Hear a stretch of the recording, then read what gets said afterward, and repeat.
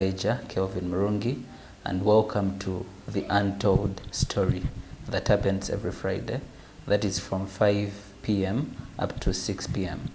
In this particular episode, we focus on bringing to you personalities that have a story to tell, that have an inspiration to tell. Because most of you are out there and want to and have a lot of questions of how can I be in position to do this? Who is this particular person? How did they grow? Where have they been and where are they heading to? So tonight on this particular episode, we've hosted the MD or the Managing Director of Elkem Enterprises Limited, and he is Beka Mwesigwa Aboli Amot. Aboli. Yes, at least I remember the pet name, Aboli. So we're going to be diving into his journey, what he's been in position to do with his life, but also to tell us a snippet of things on how he gets to be where he is at this particular point. And then also, do not forget, we are streaming live on our YouTube. You can be in position to send in your questions, anything that you would like us to ask the MD of Elkem Enterprises Limited, anything that you're interested in knowing about him, we shall be in position to read out in the comment section and get to answer those questions. Now we're going to dive into it. I'm going to take the absolute honor to ask Mr. Beka to introduce himself. Now, Mr. Beka, we've been actually, yesterday where we posted that flyer, everyone, most of the groups here in Masindi, a lot of people were showing interest. Actually, I'm very sure most of them that still remember the time, they are already on and they would like to get to hear from you. Let's pick it from the introduction. You can introduce yourself to our viewers. Yes, I'm happy to be in this studio today. Thank you. Elkem, thank you for inviting me. You're welcome. I'm so grateful. All right. Mwesigwa Beka is my name, as they have told you. Abod is Impako Yange. I'll use a number of languages, especially Runyoro, and then also Rugungu, because I'm a Gungu by tribe. Okay. Of course, Rugungu is found in Bunyoro, therefore we use Runyoro. Otherwise, Mwesigwa Beka is my name, and I am a Mufamambogo by clan. Mufuma Mufumambogo by clan. Okay, my mom was a Mufumambogo, but now I think where the difference is which language. Yeah, I don't know if they are quite the same. So interesting. Of course, now I have to call you my son. Okay. If I address you as my son, please accept it and take it. All right. But and the mic. Home village is Chigorobia. In this side, Chigorobia is in Hoima district. That's where I come from. Okay. And we are just about 5 kilometers the Lake Albert. At a place called Kibiro. Kibiro is a place where it has a tourist attractive. We have about 5 things that attract people to come in our home. Number 1, we have the Lake Albert. It is part of Lake Albert in that Rift Valley. And then also we have the hot spring. Hot spring. It is called Kabiga. Number of people come to our place to see Kabiga. And then also we have salt. Salt is made from our place. We have a type of salt which is made from our place. And then, basically we have also a very steep valley which people come to see. Yeah, the escarpments and... Exactly. So that is where I come from. And not forgetting currently the oil. The oil and gas. Exactly. So we have oil and gas for now. And I think we are now known internationally. Yes, that's right. Yes. Okay. All right. Thank you so much, MD. Now, getting to things to do with family. You already said you are a Mufumambogo, and I'm glad that somehow the attachment is there. Let's dive into a little bit of where do you come from? Now, getting to understand, yes, it is the Bulisa bit of it, but now, how is it to do with family? How many children were you born? Your parents? Things like that. Yeah, I'm born, as I told you, I'm from Chigorobia. Then my dad was called Paulo Rwanju, who is late now. And my mom was called Jennifer Kabakove, who is also late. Okay. We were born 7 of us, and then we grew up. In humble background, and among the 7, I am the last born in our family, and I'm proud of that. And then also personally, when I grew up, I got married. I'm married, with children. So we just want really to say God has blessed us with children, and then also and the mic. God has blessed us with children, and yeah, we are living a happy life. Yeah. Yes, we are that we have a very good environment, our good home in Masindi. All right. Yes. Now getting back to how things start. Now we are going to be in position to dive into the real life. How was it? Because the people that look at you today, they would definitely think that probably a lot of things were already in place for you as an individual, self-made, or some of the people will actually attribute it to God. Yeah, that is, it's been God that has been in position to provide all these things. How is it for you? Oh, I think people are right to think about that, but the whole story, the topic tonight is the untold story. Yes. Untold story is the things that people don't know. Yes, most of the people don't know, because right now people see us in Masindi, we are operating, but they don't know where we came from and how we started. Yes, exactly. Basically, I am going to take you down right how we started. I told you I was the last born in our family. Okay. And then what happened was, like, my dad died early, and then that was the end of my formal education. I had to go to Lake Albert, that place called the Kibiro. Why I talk about Kibiro? That's where I started from at the age of 14. I went down at the Lake Albert. What did I go to do there? I went to look for a job. A boy of 14. Yes, exactly. So when I reached there, I am very proud to tell you about my first job that I started doing at Lake Albert. Okay. So at the Lake Albert, I went there with no capital, with no one I knew, but I knew it is lake shores where there is fish and activities taking place. I reached that place. After reaching that place, what happened was, like, I tried to look for what to do, which was not there. But one thing was, I got someone who is a fisherman. They would go and get fish, then they process it for export to Congo. So my job was to get the fish, split them, clean them, scrub them, and salt them, and sun dry them. So you pick the fish. Do you were you the one picking the fish from the lake? No. The fish is already there. Fishermen get fish from the lake when they come at the lake shores. Then my job is to pick the fish, process it. Processing it, I mean, like splitting it with a knife, scrubbing it, cleaning them, and then also salting it, and then sun drying it, and it is packed for export to Congo, or export taken to where? Sudan or Arua. So that was my first job. The most interesting part of it was, like, how I started gaining money was I was very committed to what I was doing. So when fishermen would come with their fish from the lake and they wanted a person to process their fish, I was good at that. So when I started processing that fish, I became an expert.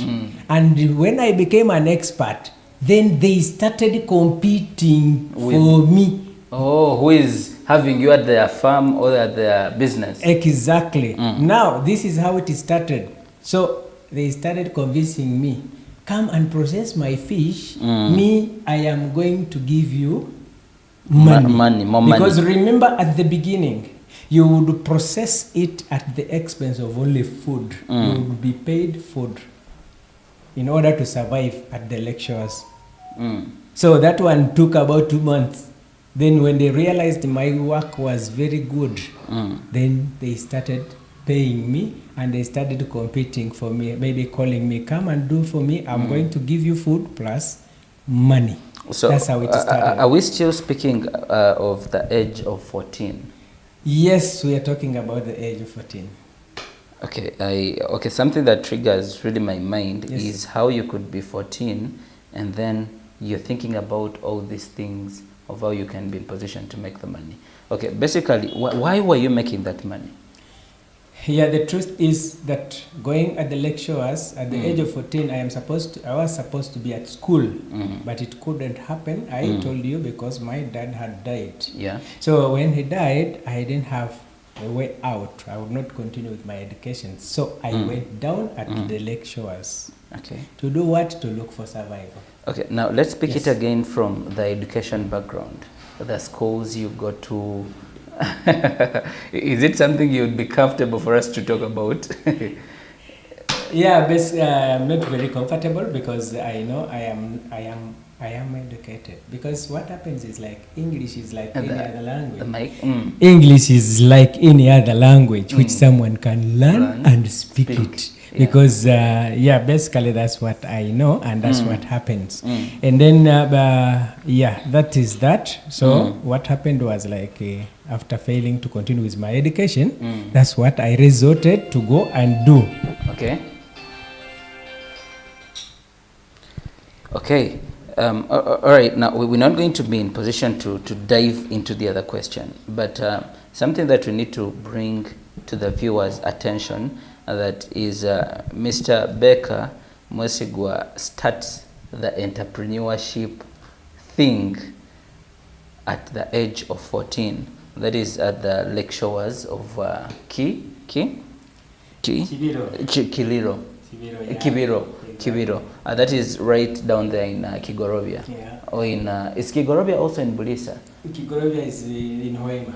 Oh, it is in Hoima. Exactly, it borders Bulisa and Hoima. Exactly. Yes, the route to Bulisa. Yeah. Now, from the age of 14, what happens after then, when you've started earning the money at the lectures? How was doing that fish processing? Okay. And then what happened was like people started paying me. Okay. And then also I had the art of saving. And then from there, also I had an opportunity to be employed. Okay. Yes. From the lake, I went to Port Butiaba, where I was employed to become a shop attendant. I am skipping some bit of it because I remember there is also a time I used to carry fish from the lake going to our town called Chigorovia town. Currently it is town council, Chigorovia town council. So I would do carry fish from the Lake Albert in the morning, then go with the fish up to our town. Yes. Now when someone gets to hear about carrying the fish, they think it is maybe having it in your hands, carrying it in a sack or on a bicycle or in something. How was the transport looking like? Let me put it more clear that fish, I used to carry it on my head. The format was you get a very long stick, you put some fish this side and then fish on the other side, and then you put it on your shoulder. Nokiteka ibega lyawe samaki zino ziri kuno nakuli, then it balances notandika kulibata nolibata 6 kilometers nogenda ha trading center 6 kilometers with the foot. Yes, no rubata. That's how it was. We didn't have a bicycle. I didn't have any bicycle. Okay. So yeah, because that one happened immediately after starting processing the fish, and then the guys started paying me. Then when they started paying me from that money, that's when I started buying fish. Okay. Now that one was business now. Buying and taking for sale in our market, in our trading town, trading center. So that actually means you're in position to access your own fish. So it was not the other format that you used to have people's fish and then you work on it and then they have it ready. Exactly. That was a partial graduation that I had graduated from processing. Now fishmongering. trading in fish. I think kugura nintunda like Albert ningenda Kigorovya nezitunda. That's how it started. All right, now it is very important for the viewers to get to know which year was that. What are we speaking of? Are we speaking of 2000s? Are we speaking of 19s? Because and you didn't tell us your birthday. Yeah, I am not birthday. It is 12th December. Normally people don't speak their years, and however, the issue of years we first leave it. We first leave it. Okay. Yes, I'm old. So basically, that is how we started. That is how I started. Then from there, of course, it wasn't very interesting to carry fish. Yes, on the shoulder. So when the opportunity came to be employed, I eventually accepted. I accepted. Then I went in at Port Butiaba, and I was employed there as shop attendant for quite about 4 years. Yes, that's when we shifted to Masindi. Okay, that is 1996-7. Yes. 1997. Yes. I guess you weren't 14 by then. No, I was already now 17, right? Oh, wait, 17. 1997? 1997. Oh, okay. That 1997. Yes. Oh, yeah. 10 years ago, about 14 years ago. Exactly. Yeah, I was trying to look at when I was born. No. I started business before you were born. Yes. Please accept that. All right. That. Okay. Yeah. Our viewers that are watching us live on Elkem TV, thank you so much for keeping it live on Elkem TV. This is Untold Story. My name is Elijah Kelvin Murungi, and tonight our guest or our storyteller is Mr. Becca Mwesigwa, the MD of Beckham Enterprises Limited. All right, so MD, picking it from when you get to Masindi. Now, getting to Masindi, that was at the age of 17. No, it was coming to the age of 19. It was coming to the age of 19. Yes. That is in 1997. Yes. Yes. How does life in Masindi look like? Did you have relatives here? Were you staying with someone, or you were already independent that you were going to start your own life? Life in Masindi was not all that very bad. It had started improving because the one who employed me was basically my elder brother. Elder brother. Exactly. Okay. So we had a shop in Masindi. We started in Butiaba. Okay. Then it grew up. It became strong enough. We had to shift in bigger town, that is Masindi. So when I came, we started working here in Masindi, and we started working in Masindi until he realized my effort, and he rewarded me, and that's when I started my own business at the Market Street, plot 56, at the junction of Tanga Street and Market Street. That's where our genesis of Beckham Enterprises starts from. Now, the interest is, how does Beckham Enterprises start? How does it kick off? Yeah, Beckham Enterprises started small as it was. It was started in a small room of 3 meters by 3 meters. And 3 meters by 3 meters, it is smaller, slightly smaller than this room. Okay. And then what we were selling bicycles and bicycle spares. So bicycle spares by that time, because bicycles was the means of transport by that time. So we started with the bicycle spares. Well, when you speak of we started with, who is in the picture? The we. Yeah, that thing confuses me, because basically right now we are many. I am used to use that plural to we. Yeah. But basically I started yes. that business in that small room of 3 meters by 3 meters. Of course, I had my wife. I started the business, then married, right, to a certain beautiful lady called Beifa. You see, MD, for purposes of inspiration, yes, it is very important we use the statistics so much. Now, at the age of 19, you've got to Masindi, and then you're working with your elder brother for 3 years. for 4 years. Yes. That is 23 now. Yes. You choose now to venture exactly into the bicycle spares. Bicycle spares. Exactly. Now, the question would be, how did you get the capital? How much was the capital looking like? Because now I think that is about 2000 something. Yeah, that was 2000. No, it was 1999. 1999. Yes. Okay. Yes, 1999. 1999. What the other bit of it is like when we started operating in Masindi, we successfully grew strong, and the business was for my brother, and then my brother chose to award me. Remember that I was he gave me some capital, which was about 3 million. Okay. Yeah. The 3 million of of 1999. I'm thinking about the 3 million of 1999. That was quite much. Yeah, it was. It was not just money. Quite, but it was much. It was somehow because when you look at I can fail to value it, but it's worth a bicycle. I mean, worth a motorcycle. Currently. Yes. Yeah. Yeah, that's right. Yes. Actually, a motorcycle, you can currently the new one about 4 million to 5, depending. So that was the capital. That was the so in other words, the people that are driving or riding motorcycles today are riding capital that you actually that you actually started with. All right. Elkem, I think I skipped some stories which were there in the middle because one isn't. I had a story, a lesson from my grandmother that was about the chicken.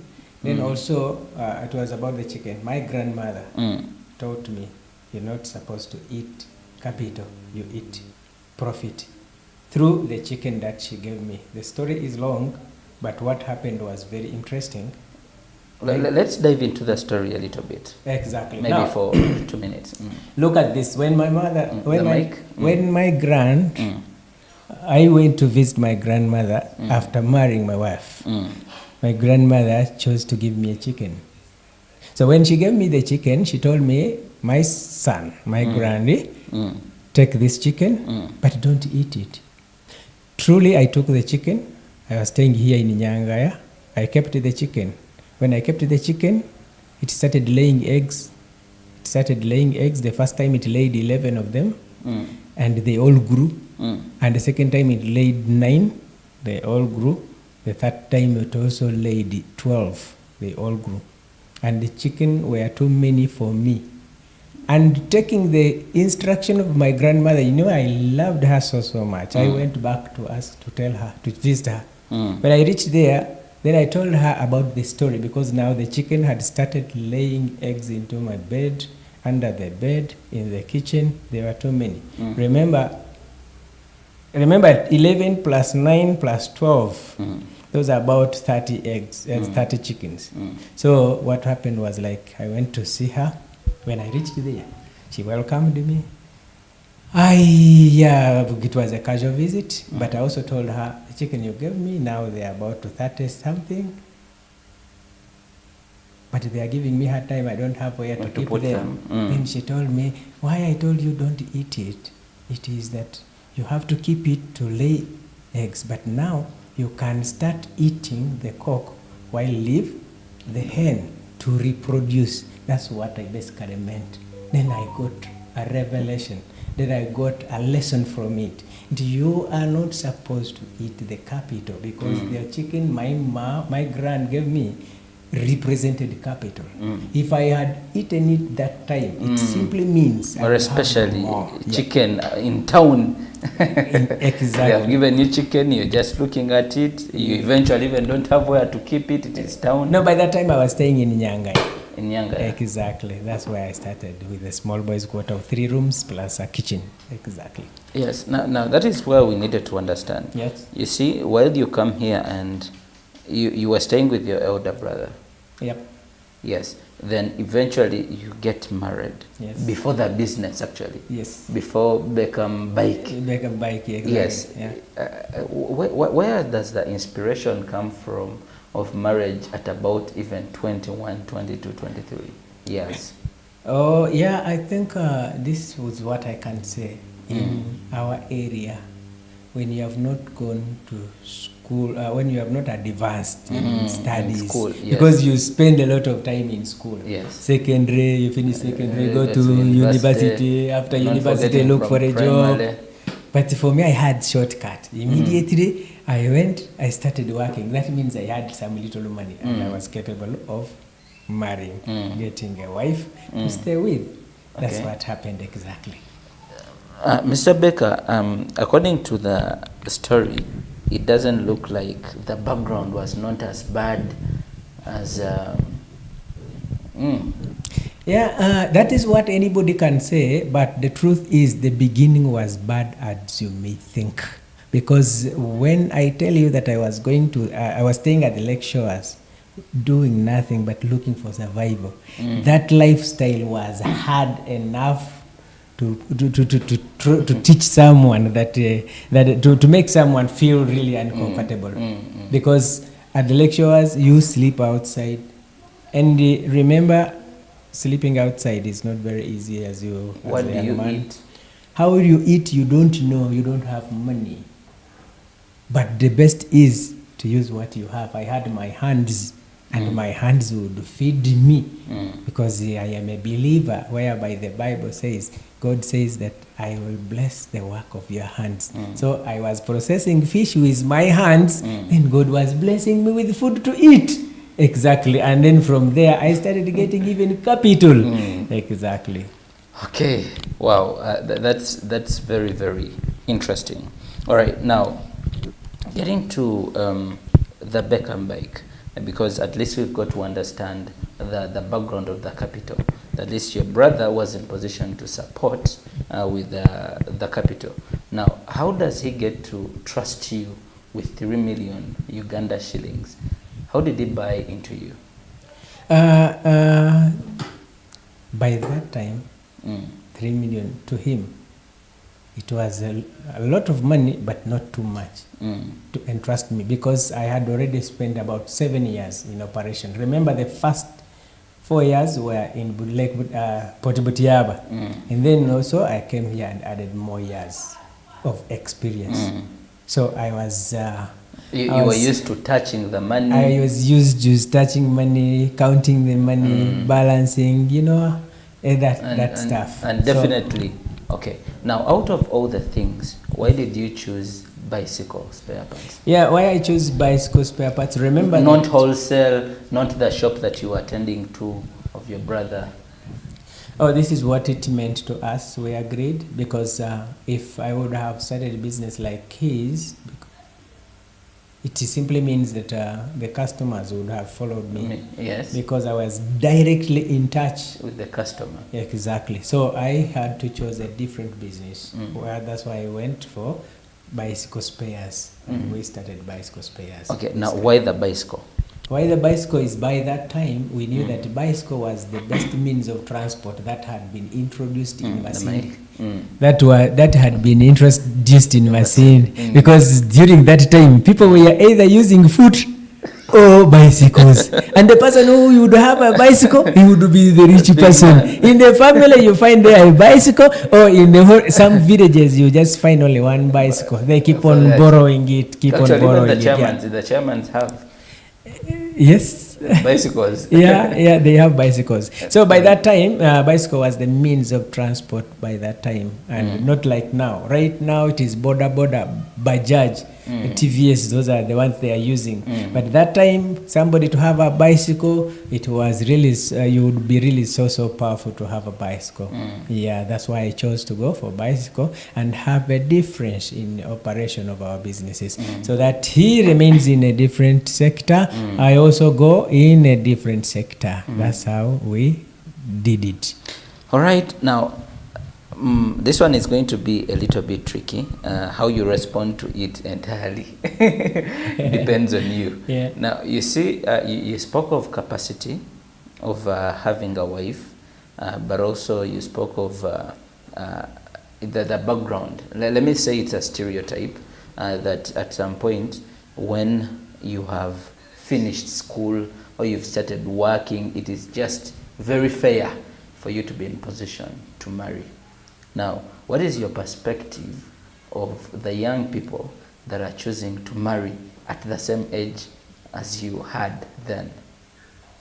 I think I would only answer this by saying the age may not matter so much as long as you're above 18, okay. But the capacity or how your financial stability is. As long as you are operating and you have something that you are doing, that means it is still okay to marry. But if you have not stabilized having something to do or your own job or being employed, of course you have to get, you need to remember that when you marry, it simply means you have responsibility to take care of someone else.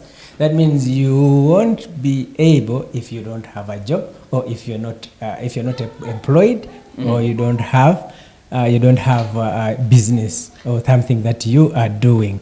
Mr. Baker, yes. Key term, something key that I've picked from there is stability. Now, speaking of stability, some people think they can actually be in position to do stability with their partners. Yeah, it depends on how you understand each other at the beginning, and the other thing is to make it. It is formulas in the family.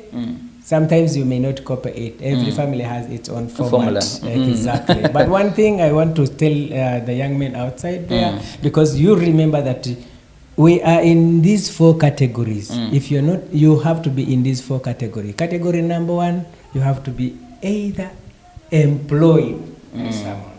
Category number 2, either you have to be self-employed.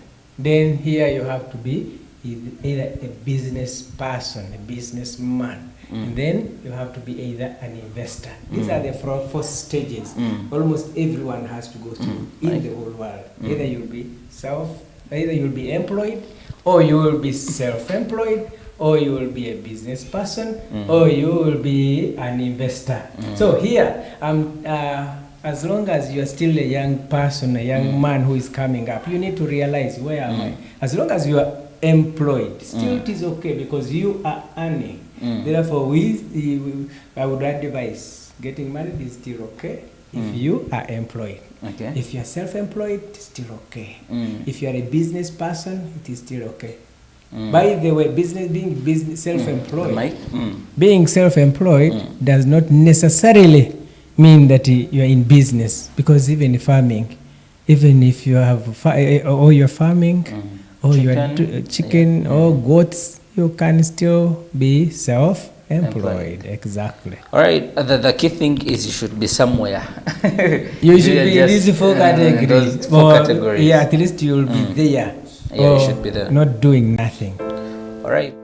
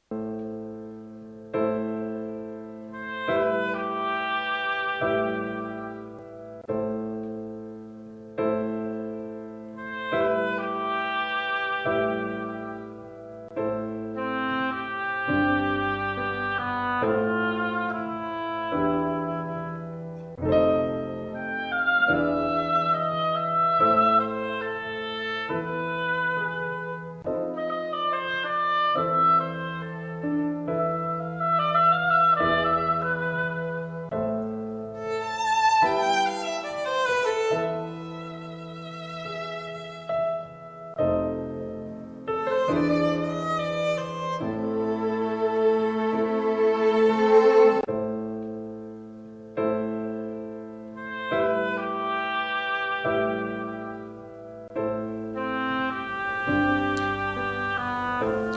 right, welcome back from that commercial break.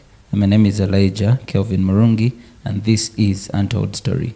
So today, as we mentioned earlier, we are hosting, or we have the MD of Elkem Enterprises Limited, that is Mwesigwa Becker. So we've been diving into his journey, his story, how life has been going, and at this particular point, we are on the time that he got married. Oh, we finished the marriage bit of it. Yeah. But of course, as young people, he was telling you what you are supposed to do before you get married. You should be in position to follow the four. You're either employed, self-employed, an investor, or a business person. So please do not go and start getting people's ladies. I've heard nowadays even the ladies get the men. It is do okay. Not, yes. Do not go and get people's men, people's boys, and then you get to marry them while you're not yet set, or while you're not yet stable. So now, Mr. Becker, getting to the journey of Elkem Enterprises, because while you're here, a lot of people have acknowledged growth, how it has been going. What are some of the things that you had so much in mind? Should we attribute it to the vision? Because the transition from the bicycle spare parts and now the hardware is something that we need to get to dive into and understand. Now, what inspires you? The other issue, I want to thank you, because that question is so interesting. I want to believe that with business there is no rocket science. Yeah. We have to accept that you have to work. And when you are working, you have to have the passion for what you are doing. What I would say, really, I love my job is what makes me what I am. Remember our vision and our motto. They always drive us. Our vision is to be the leading provider of the best services and the best products in the region. That one, we are striving for it. And our motto every day is we are growing to serve and serving to grow. Why are we doing this? We are growing to serve. We want to grow. We have not grown. We want to grow so that we can serve the entire community. That is quite interesting. We have not grown.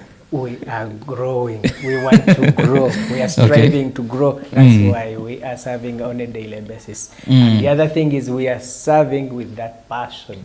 And to be honest, we love what we do. We love our job. Yeah. Okay.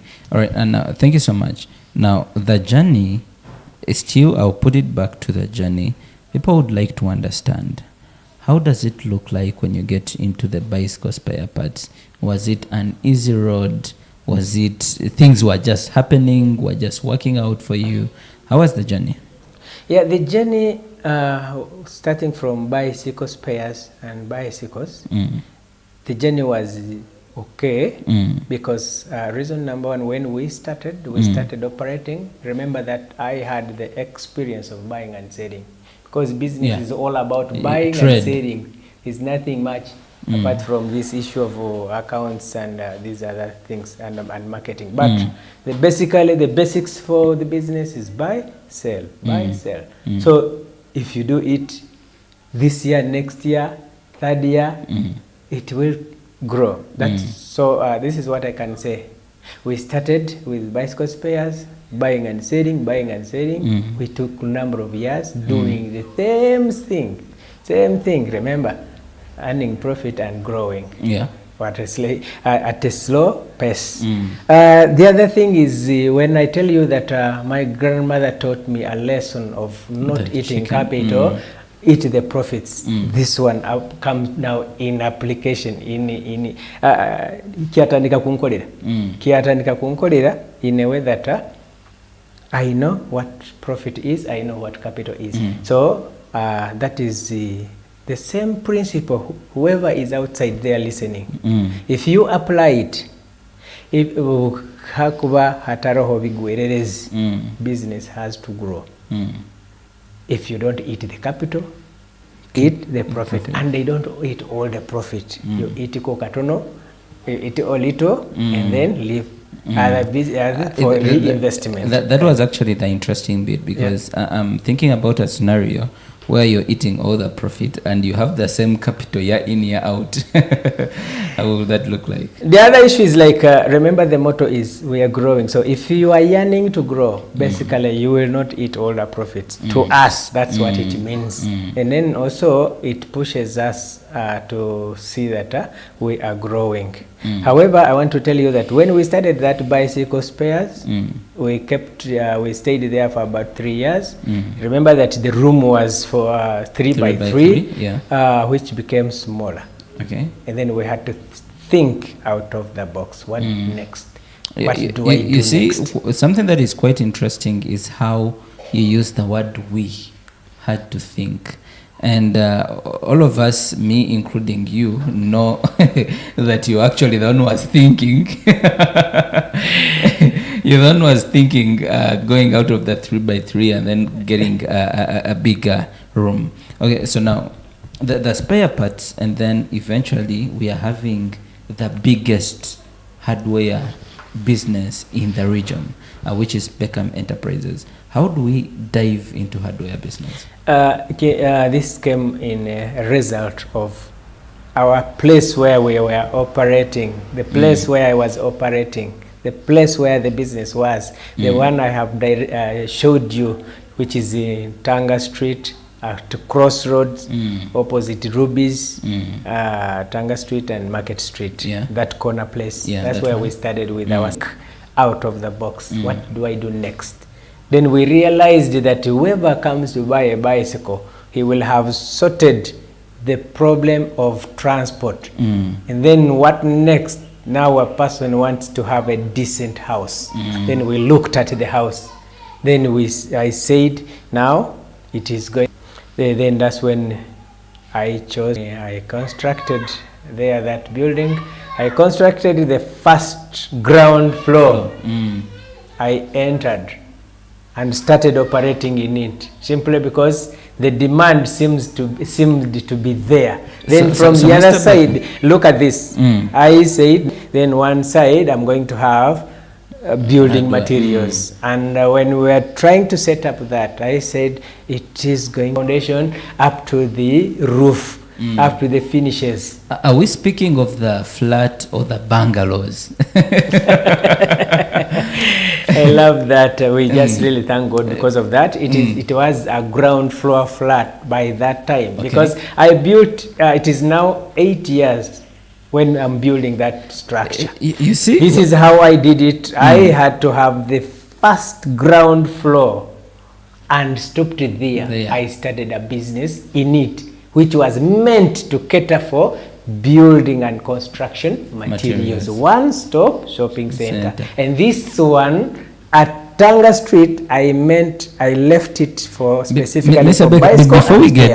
Before we get to Tanga Street, you see, something that beats my understanding is you did not break, even when you were supposed to continue with the construction of the flat where the hardware is now seated, right? I'm looking at a scenario where you really envision a bigger building, which is currently Beckham Africa House. You see, how did the vision look like? Could you get home and sleep and think about this huge flat? How is it? Look at this. What came into my mind after bicycle and spares? Remember that bicycle and spares was limited, because you bring all the spares for the bicycle and bring bicycles, and then you will be limited.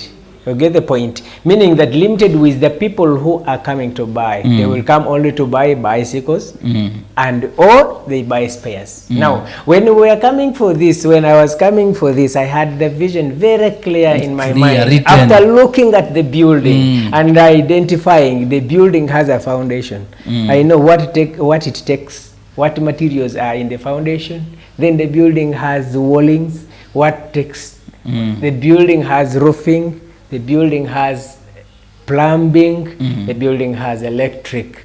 And we looked at that, and we had to set a place whereby we shall have one-stop shopping center in those different sector of the construction. And which year was that? That was 1990. That was 2000, 2001.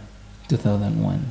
Yes. And you've put up the foundation right there. Yes. You've bought the plot of land. Exactly. Put the foundation. Exactly. And even started working. Exactly. In that same building. Exactly. That's quite interesting. Yeah. You remember that I may let me put it more clear that sometimes when you are in business, please remember this. Our viewers, whoever is outside there, and you are in business, keep your relationship with the people who are supplying you. Keep your relationship with the customers who are buying from you. Sometimes you can buy without money. Okay. This is what I mean. You buy without money. Meaning that you can be given a credit, you can be trusted. So the other thing is that's how we started, and then also we had bigger vision about building material and construction materials. Exactly. All right, that's really quite a good one. Now, I know if we focus on just the hardware bit, we could even get, I think, to sleep here, just discussing the bit of hardware, because there are a lot of questions right there. Yeah. Maybe just in just a minute, we can wrap up the bit of now how we get to Beifa, and then now currently the Beckham enterprises in Boyale. I think what I can say is it has been God helping us. Though you can plan, and it is God who helps you, because we have a scripture in the Bible which says that commit your plans to God and they shall succeed. So when we were coming in for building material and hardware materials, one-stop shopping center, I want you to remember that word. One-stop shopping center simply means that whatever you want for the house, find it there. And that's what we want.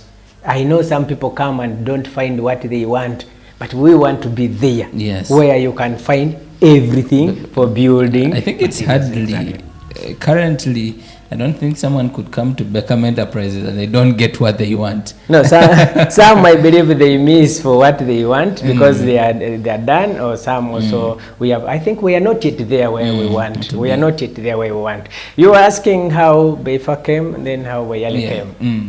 This is what came into our mind. One, we had people as our friends.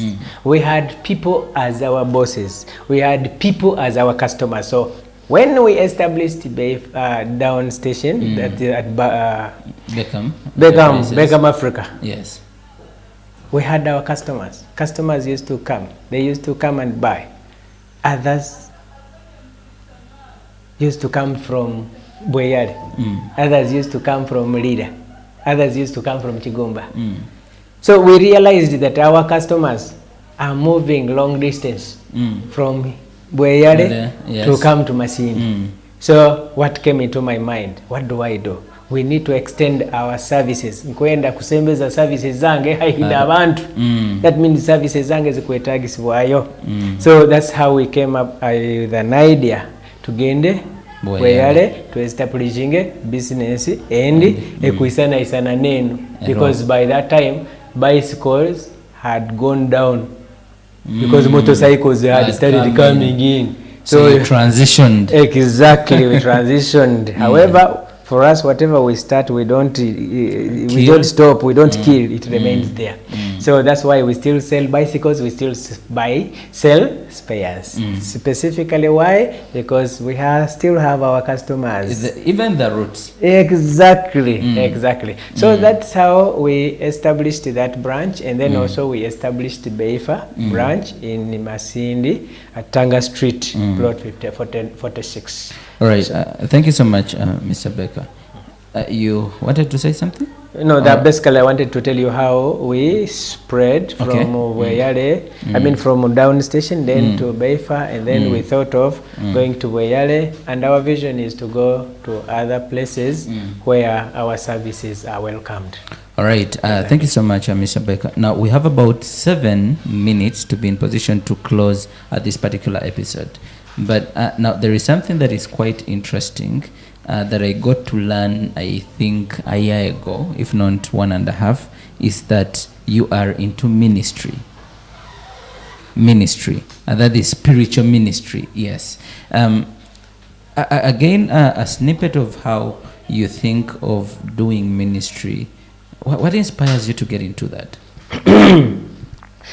What inspired me to have a ministry or to think of the ministry is one, I basically believe it has been God, and it is still God who is helping me in this. Then I felt I should have something to do in form of a ministry, in form of serving the people of God.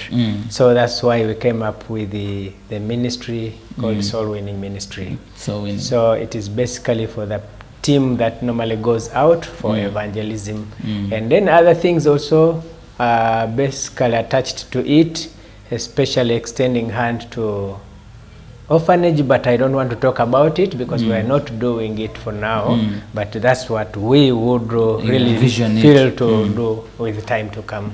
So why I ventured that is like I felt like it has been God. It has been God. So it's more of giving back to God. Exactly. That's what, to me, that's what it means. Okay. Giving back to God. Now, I've heard rumor that you are a pastor. Is it true? Maybe this is the right time to to get to know that. I pray from Masindi Miracle Center. Pastor Robert Chivoka is my pastor. And I am an associate pastor. Wow. I am an associate pastor, but I don't have a church. So an associate means a person who helps the pastor. Yes. Yes. Yeah, exactly. Yeah, that is quite clear, even for the viewer. All right. Now, ministry is sometimes more of giving than you receive. Speaking of the sustainability, how does it look like? I don't think that it is so different, because ministry is it depends on how it is operated, because personally it is our ministry is all about finding people with the passion to go and serve the Lord, and then facilitating them to go out and do the ministry. That is what basically we are doing, because the ministries have different dimensions or the way they operate. But for us, we always want to support people who are going outside for the ministry, especially evangelism. Exactly. All right. Okay, thank you so much, Mr. Baker. Thank you so much, our viewers, for keeping it live on Elkem TV. This is Untold Story that happens every Friday, every Thursday from 5 p.m. up to 6 p.m. Now, just like we agreed, you can be in position to send us those particular personalities that you would like us to bring for you.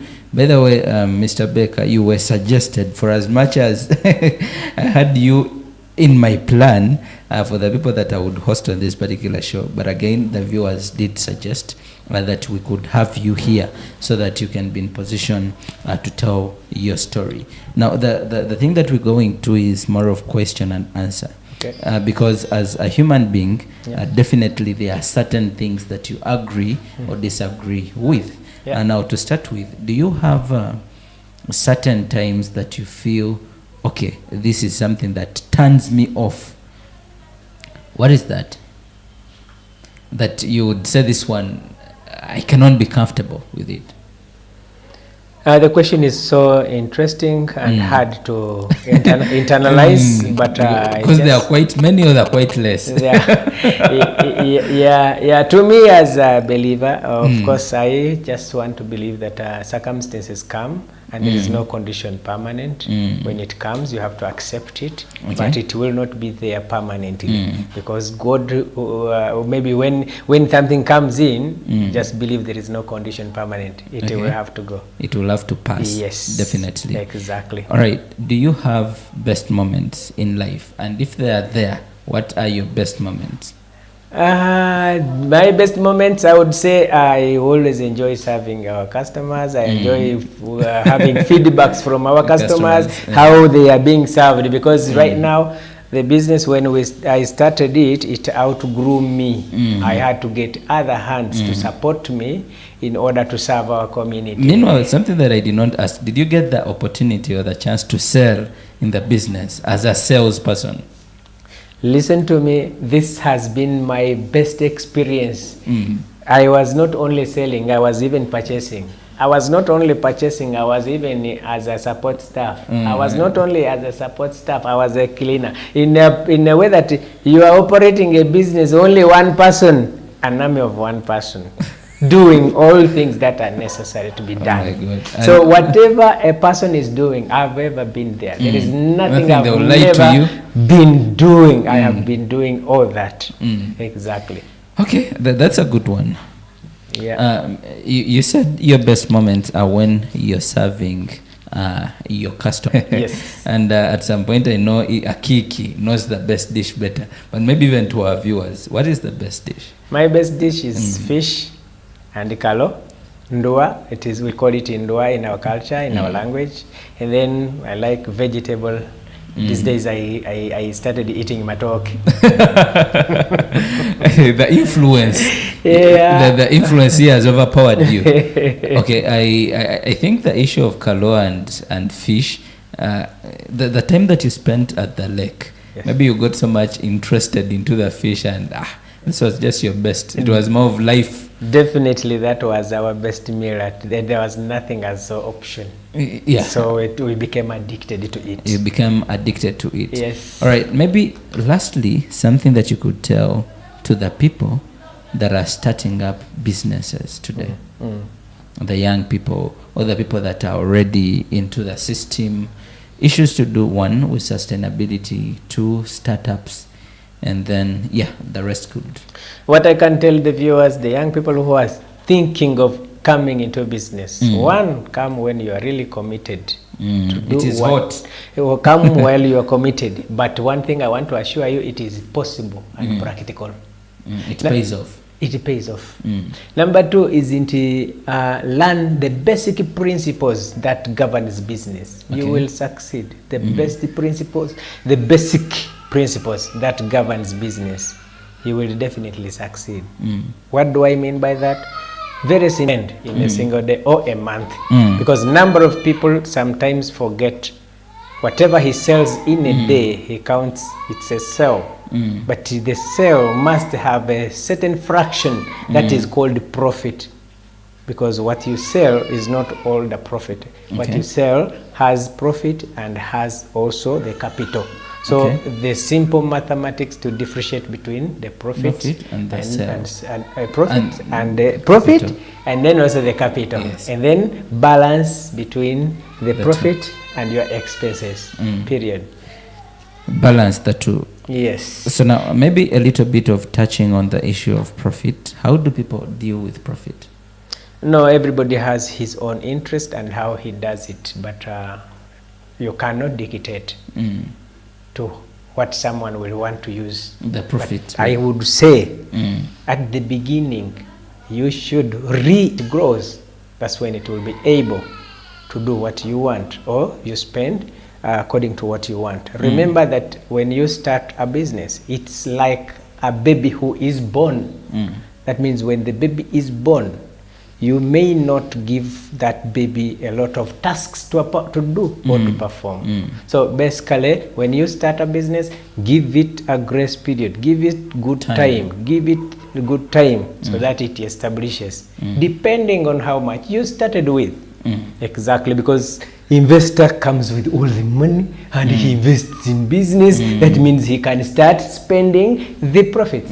But if you are starting from somewhere down, then you need to learn those basics. Those basics. Yes. Very, very important. Yeah. All right. That was for starters. And then when it gets to people that are already in business, what is their take home? What I can say that the people who are already in business, then there is nothing to advise them. They are already in it. They are already succeeding. However, the principle remains the same. The basics of how you manage your business remains the same. Yeah, of course, don't eat too much of your profits. Okay, yes. Mr. Becker, I know you've shared before about your principles, your personal principles, more especially when it gets to things to do with the team, the team, the financial discipline. I'm trying to pick each one of them. I know there are about 12 or so. Maybe would you like to share with the viewers? I know, maybe I always categorize them into, maybe I can share about 5 of them. Okay. Then the rest I can, because of the time. Okay. Exactly. One is when you are starting a business, number one is strive to build the name. The name, people should know the brand name. People should know you, should know what you do. And how do you do it? It has a number of things that you have to do. That means it calls, when you're building the name, the brand, it calls for you to spend also some money, spend some time, get some things to do in order for the brand to be known. So when the brand is known, that is very, very okay. I don't mean for these big companies, even a young person. Let me take an example of the person who is even at the roadside doing the mchomo. If he does his mchomo very well, I don't know, with the extra ingredients, and then on a daily basis he keeps on doing it and he keeps on improving on it, people will still know him that mchomo gurungi gutahawa nanka, mchomo gwenkoko gukuboya kurungi gutahawa nanka. So basically that's what I mean, people to know you of what you do, that you do it very well. That's a brand name, that is one. Exactly. Then number 2 is the financial discipline. Financial discipline is how you earn, how you spend. You must have the simple mathematics in your mind, that how much do I spend, how much do I earn. But because the first one is how much do I earn and how much do I spend, on a daily basis or on a monthly basis. Or as because that is also possible. So you have to weigh these two and make sure that the expense must be slightly lower than the income. So if you do it consistently, definitely you will have to grow. Mr. Becker, I know this is not a business talk, but maybe the simple mathematics using 100%. Yeah. Let's say we have 100%. Yes. Yes. So getting the expenditures versus the saving versus the costs, I mean, how can someone split the 100%? No, it is quite challenging to elaborate on this, simply because of the, depends on the size of the business. Depends on the size of the business, because for the people who are starting, it may be quite hard because they don't have books of accounts. So they will definitely spend according to what they see. But however, in simple mathematics, you can still know that this is now my profit I have made, depending on how much you invested, though you don't have right books of accounts. So what I can say is, like, if you are earning 100% as your profit, let us put it on the baseline of profit, it simply means that you will have to spend less than 30%. And 70 into the business. 70 into the business, depending on your status. Because remember that if you have starting a business, you already have dependents. So definitely your expenditure will be so high. So your success sometimes also depends on how much you are investing in, you are starting with, and how is your status as a person. Okay. Exactly. All right. Thank you so much, Mr. Becker. Our time is really fast spent. Our viewers that have been watching us live on Elkem TV, thank you so much for keeping it live on Elkem TV. Baneke Alpha, so inspiring. And then this is Joel Tinkasimire, he said audio. I think at some point while we were having the other narration of the story, I think that is something that caught his attention. Our viewers, thank you so much for keeping it live on Elkem TV, and also Mr. Baker, thank you so much for accepting our invite to be on this particular episode of Untold Story. Now, maybe your last words as we conclude. My last word is the people who are our customers at Baker Enterprises. We want to say thank you for making us what we are. Continue supporting us. We are committed and willing to serve you. We love what we do. God bless you. All right. Thank you so much, Mr. Baker. And thank you so much, our viewers. We're not going to go beyond here. Have a very good evening and a very great weekend ahead.